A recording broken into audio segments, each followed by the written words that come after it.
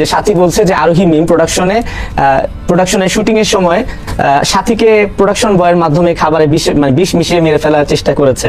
সাথী এবং কি আরোহী মিমের এতদিনে যে গ্যাঞ্জামটি চলতেছে সেই বিষয়ের আসল সত্যতা প্রকাশ করলেন মিরাজ খান। আপনারা গাইস শুনলে অবাক হয়ে যাবেন, সত্যি আসলে দোষীটা কে, আরোহী মিম নাকি শায়লা সাথী? এই সম্পূর্ণ বিষয়টি একদম সুন্দরভাবে গুছিয়ে আমাদের সকলের মাঝে প্রকাশ করেছেন মিরাজ খান, যাতে পরবর্তীতে এই বিষয়টি নিয়ে দর্শকদের মাঝে কোনো হট্টগোল না থাকে। মিরাজকে যখন প্রশ্ন করা হয়েছিল, আচ্ছা মিরাজ, তুমি তো প্র্যাঙ্কিং টিমে ছিলে, তোমার কি মনে হয় শায়লার সাথে যে বললো আরোহী নাকি সাথীকে খাবারের সাথে বিষ মিশিয়ে মারার চেষ্টা করেছিল, এটা তোমার কি মনে হয় আরোহী মিম কি এই কাজটি করতে পারে? তখন মিরাজ খান কি উত্তর দেয় সেটা আপনারাই দেখেন। আর আমার কখনোই মনে হয় না যে মিম এটা কখনো করতে পারে। আপনাকে যদি বলি, সাথী আর মিম কিন্তু বাইরে শপিংও করতে যেত একসাথে। মিরাজ খান আরো জানান যে সাথী আরোহী এক সময় অনেক ভালো বন্ধু ছিল, তারা শুটের বাইরেও একসাথে বের হইতো, এখানে ওখানে ঘুরতে যাইতো, ইভেন মাঝে মধ্যে রেস্টুরেন্টেও খেতে যাইতো। আমরা যখন শুট করতাম ওইখানে আমাদের কারোর যদি কোনো পিক না থাকে, কিন্তু আরোহী মিম শায়লার সাথীর পিক অবশ্যই থাকতো।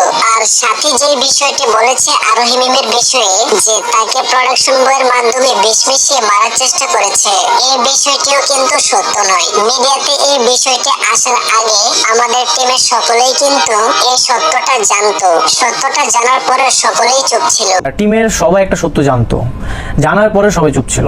মিরাজ খান বলেন যে আচ্ছা, আপনারা একটা বিষয় চিন্তা করেন, এই দুনিয়াতে একজন মানুষ যদি আরেকজন মানুষকে মেরে ফেলে, তাহলে কি সে নিজে বাঁচতে পারবে? কোনোদিনও না। তাহলে ওই প্রোডাকশন বয়ের কি ঠেকা পড়ছে যে আরোহী মিমের কথা শুনে খাবারের সাথে বিষ মিশিয়ে শায়লা সাথীকে মেরে ফেলার? আর আমরা এই বিষয়টির কোন রকম সত্যতা পাইনি। সাথীকে প্রোডাকশন বয়ের মাধ্যমে খাবারে বিষ মিশিয়ে মেরে ফেলার চেষ্টা করেছে, এই ধরনের অভিযোগ সাথী বলছে আরোহী মিমের বিরুদ্ধে। আচ্ছা, তো বিষয়টা আসলে কিভাবে বলি, এইটার সত্যতা নাই। এটা তো গাইস, আপনারা তো এখন সাথীর আসল প্ল্যানিংটি বুঝতে পেরেছেন। এখন আবার অনেকের মনে প্রশ্ন আসতে পারে যে তাহলে কি মিরাজ খান আবার আরোহী মিমের পক্ষ নিয়ে কথা বললো নাকি? আসলে বিষয়টি এমন নয়, কারণ মিরাজ খান অনেক ভালো ভদ্র একটি ছেলে, তার সাথে আরোহী মিমের সম্পর্ক শেষ হয়ে গিয়েছে বলে এখন হুদাই সাথীর পক্ষ নিয়ে আরোহী মিমকে ফাঁসানোর জন্য মিথ্যে কথা বলবে, এমনটি মিরাজ খান করেনি। কারণ যে বিষয়টি সত্যি এক্স্যাক্টলি সেই বিষয়টি প্রকাশ করেছেন মিরাজ খান। এখানে আসলে মিরাজ খান কারো পক্ষপাতিত্ব করতে আসেনি। তো গাইস, এখন আপনারাই বুঝে নেন আসল অপরাধী কে, আরোহী মিম নাকি শায়লা সাথী।